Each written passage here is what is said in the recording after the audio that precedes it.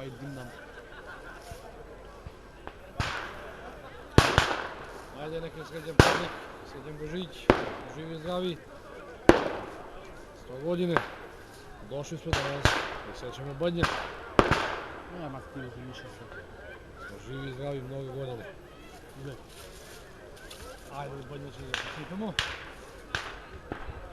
Opa! Jole, daj sekiru.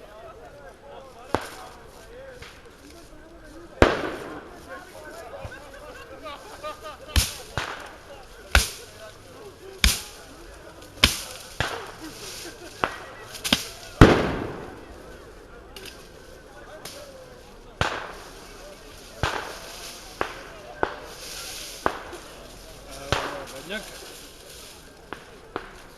Ćemo poslije da istrupimo mali parčiki, lančo, i to se stavlja u školje da boli do ujutru. To je takav običaj kod nas pravoslavci. A ovaj gospodin što me snima, to je Čika Nebojša, a do mene je Bata Jove. Sad jedan snimak moći.